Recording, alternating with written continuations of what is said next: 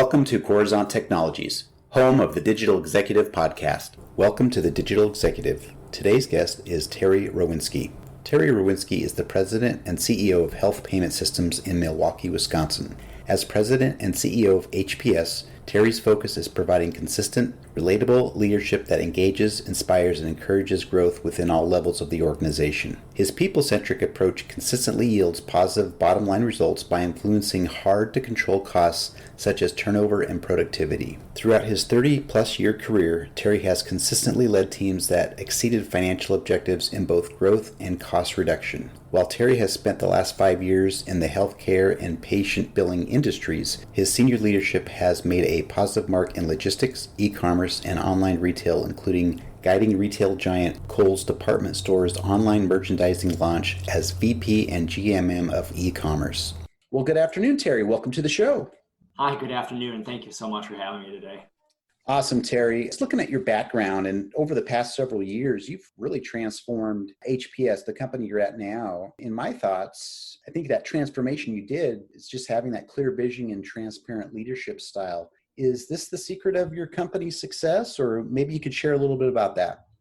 Sure. I would say it's part of the additive nature of our company being successful. Being in healthcare and being a transformational company in healthcare, a lot changes in a quick period of time. Yet at times it still all stays the same. And part of what our team really embraced with me coming in and taking the helm of our organization was to really participate actively in saying what we think and kind of really believing in that somewhat cliche statement that it's not important what's written on the walls, but what's said in our halls. And we've really taken that to heart as we vet through the opportunities for the company, both in present day and in future. And it's really what's made us stronger, having that ability to do that together from our past as well. So it's been really a cool, opportunity to be around a great, talented bunch of folks that believe in the same stuff.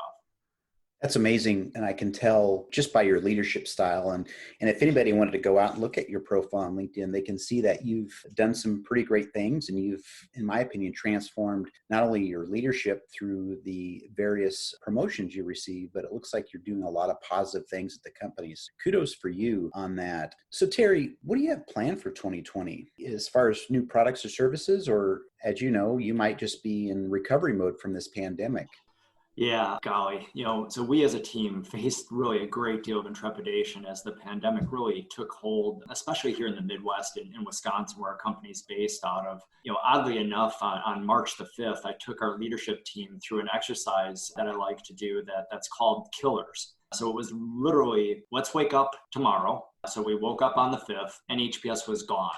Let's write our obituary and talk about the cause of death and what took place that literally just took us out of existence. And we had three things that were really potential killers for the organization. One was just a natural disaster of epic proportions. Another was just no people capabilities. People vanished because of how hot the employment market was at that time, and we just couldn't hold on to or attract new people.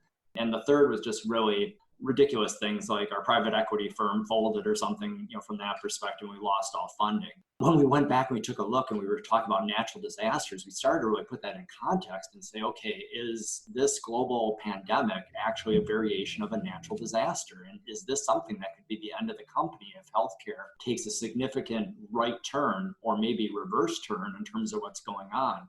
Luckily, as we were prepared to really go forward from that, we already had from the prior year, from 2019, a number of, I'll call it, for lack of better, arrows in the quiver of things we could do if we saw any type of real headwind in our industry. And frankly, what we got about in the period of the past 45 days is kind of revetting those things that we could be doing. And we're entering a point where we're starting to make a product pivot for what we're doing so that we can actually expand and actually thrive coming out of the back end of this thing. It's time. It's a let's go time, and our company's actually very excited about it, as is our ownership, to see how we go forward together. That's an interesting perspective as far as doing some strategic planning. I've not heard it that way. Obviously, I've done some business continuity planning where we've had similar scenarios, but that's interesting. I'm glad you're sharing that. I really do wish you the best as far as it comes to growing your organization, especially after a pandemic like this. Thanks again for sharing. So Terry, is there an area in your organization where you've employed technology that has maybe transformed or improved your business, improved your operation or efficiencies? Yeah, I would say, Brian, it's really our entire organization is based upon just really great people. And I know everybody says that, but I truly mean that to the bottom of my core in terms of our human capabilities. But our human capabilities and what we're able to do through the brain that we're given and the learning that we've had and the muscle memory that we've developed has been really transformed by our technology stack that we've really created the company on back in, 2007, 2008, when it was first formed, and really what we've improved up and through present day. Our company is made and was born to help the consumer in the healthcare experience just make sense of the mess of what happens when you experience healthcare and you get bills from providers and EOBs from the insurance company, and who do you pay and how much do you pay and when do you pay and all those types of things. And we developed really a really core technology stack to create this credit card like statement for healthcare to help the consumer of healthcare understand, and an artifact we call the super EOB, which helps them really make sense of that mess. But in and around that, we've created some awesome data interchange layers to our products. We've taken some shelfware CRM tool sets and enhanced them to give us really a great 360 view of the consumer and others that are participants in the healthcare ecosystem. And that's really led to us having a fantastic data set that's really rich in terms of what we can do from an analysis to help us continue to fine tune our customer experience, but also for all of our employees and our team members that are serving the customer, help them know more and help them be more personable, more empathetic, and more, frankly, helpful to the consumer when the consumer reaches out for help. And we've been able to really lever the company in a really positive fashion as we've grown and as we've seen changes in healthcare, so that we don't have to exponentially grow our staff as we continue to grow our business. So we've achieved leverage through the great use of technology as well. That's amazing. In fact, I'm going to keep tabs on your organization as you, not just your growth and the great people culture you facilitate there, but really the technology in the healthcare space. Definitely need to be keeping in tabs with you, and we'll circle back in the next several months and maybe do another podcast. So that's awesome. That'd be great. So, Thank you. You bet, Terry. So Terry, what's your biggest challenge you face in your organization today? I mean, outside of COVID-19.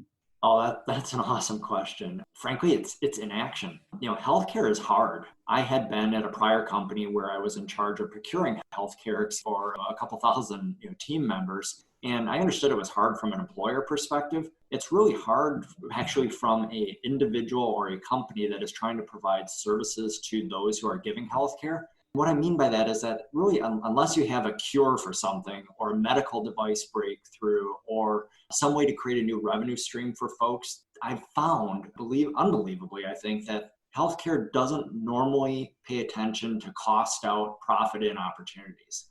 And it's really, in my eyes, healthcare is just starting to embrace the chief experience officer role like the retail market did 10 to 20 years ago. So healthcare, A, it's hard to break into unless you just have something that's so transformational. And then B, unless you have people that are really focusing on the consumer in healthcare, and you're starting to hear and read a lot more about consumerism, to bring new services to benefit the consumer with healthcare is just really an uphill battle. And what we find is that a lot of people get excited about what we offer. A lot of people say, yes, this is exactly what we need to do to solve the problem of trying to help people pay. But then it's inaction. But we have something else to do. We have a major EHR, EMR upgrade, or we're merging with another healthcare system, or, well, in this case, very valid, a pandemic just took place. So we have a lot of great first meetings. We get a lot of great second meetings and a lot of really great opportunities to play with really big, large, formidable healthcare companies. But then something else comes in the way that takes top priority because it's more evolution and revolutionary versus transformational in terms of what we're trying to deliver. So we're trying to solve that.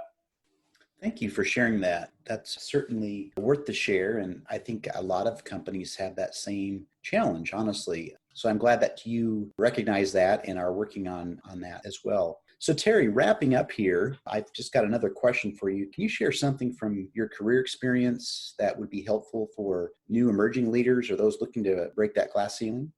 Oh, yeah. So I was very, very fortunate to actually have a mentor, and unfortunately that person is now gone. But, a mentor is someone that's there for you and able to be accessed by you really almost at any time. And what he taught me was that really, Terry, just using Jim's words, because Jim was my mentor, take the time to truly create relationships. And this is going to be an interesting, world that we're going to live in coming out of this pandemic in terms of social distancing for how long, maybe for a long, long period period of time? And how do we reinvest in creating that one-on-one relationship with people?